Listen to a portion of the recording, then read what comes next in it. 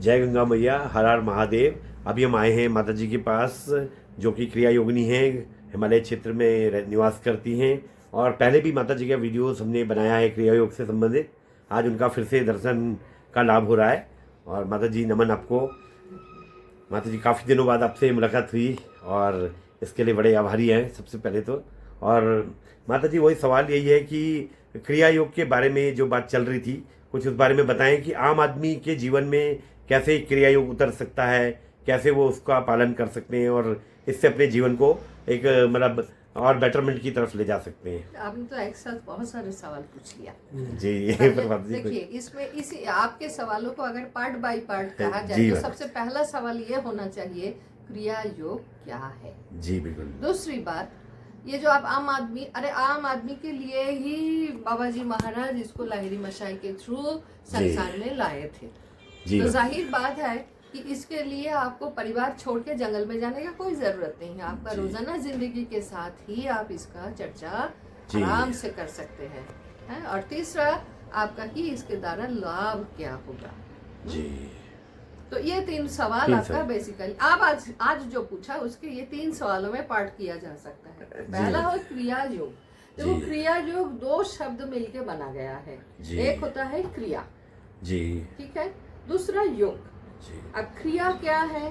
क्रिया शब्द का अर्थ होता है कि कुछ किया जा रहा है। क्री धातु से है ना, तो कुछ किया जा रहा है, राइट।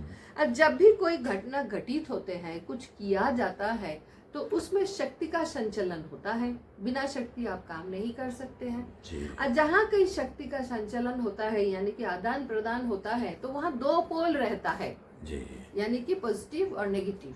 पोलैरिटी के बिना मूवमेंट नहीं होता है। यानी कि दैत का दुनिया में ही क्रिया का अवस्थान है। यानी कि क्रिया योग का जो क्रिया पार्ट है, that is very much material और फिजिकल, राइट।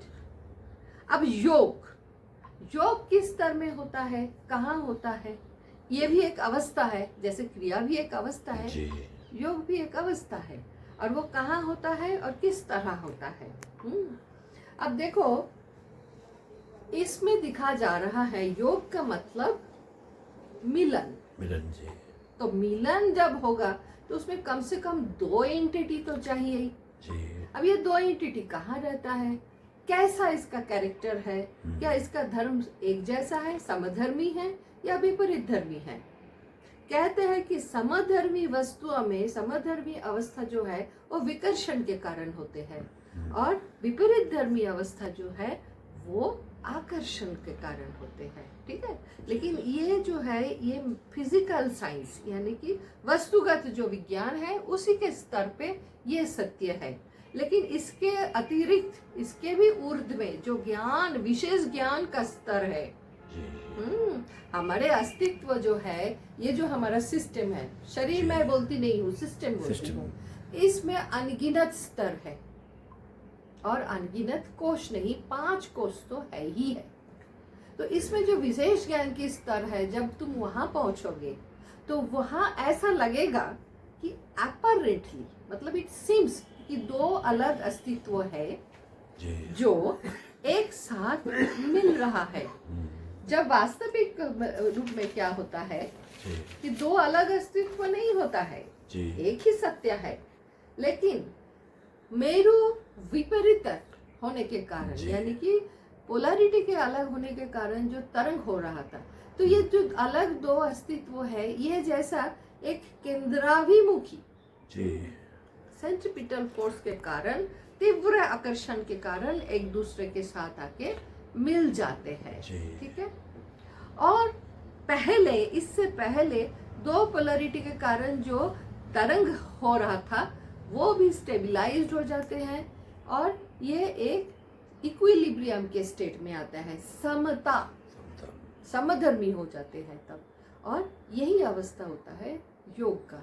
और आध्यात्मिक विज्ञान के भाषा में इस घटना को जीवात्मा और परमात्मा का मिलन कहते हैं। अर्थात क्रिया योग क्या है, वो एक विशेष पद्धति है। हम साधना बोलेंगे तो लोग कंफ्यूज हो जाएंगे। यानी कि एक कर्म पद्धति है जो आप कर सकते हैं, आपको करना है। अब किस तरह करना है दैट्स अ डिफरेंट इशू। तो उसके जरिए अंतिम चरण में जीवात्मा यानी कि आप ईश्वर की प्राप्ति कर सकते हैं। आप जीवन का सर्वोत्तम अवस्था में, आपने जीवन का सर्वोत्तम अवस्था में पहुंच सकते हैं। यानी कि your total existence will become very very fruitful to yourself and to the world.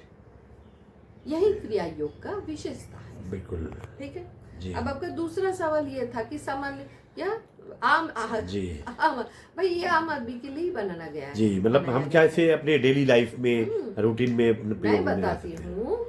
ये क्रिया योग हमारे परम गुरुदेव महावतार बाबा ने लाहिरी जोगीराज श्री श्यामाचरण लाहिरी महाशय के द्वारा कली युग के अंतिम चरण में, अंतिम चरण क्योंकि योग व्यवस्था के अनुसार 125 साल पहले जो है कलियुग खत्म हो चुका है, तो कलियुग के अंतिम चरण में उन्होंने ये जो फिर से लेके आए धरती पर। फिर से क्यों बोल रही हूँ, क्योंकि ये कोई नया चीज नहीं है और सदियों से चलते आ रहे हैं। पहले मुनि ऋषि लोगों के भी था and it was very common. मतलब जैसे आप रोजाना जीवन जीते हो ना, रोजाना जीवन में सुबह उठना, मुंह धोना, बाथरूम जाना, नहाना, इस प्रकार से ये साधन पद्धति भी कुछ ऐसा ही था जो लोग सुबह उठ के अपने आप करने लग जाता था,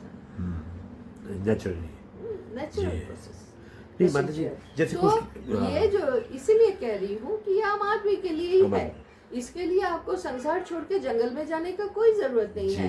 गृहस्थी लोगों की आध्यात्मिक, क्योंकि जिस समय ये आया था वो अंग्रेज शासन काल के अंतिम चरण था। अच्छा। और उस समय सामाजिक और उस समय समाज व्यवस्था जो था वो इतना भयंकर व्यभिचार अविचार के द्वारा पूरा हुआ था, भरा हुआ था कि उसको सुधारने के लिए इंसान अपने जीवन की शक्ति बिल्कुल दुरुपयोग करके नष्ट कर रहा था।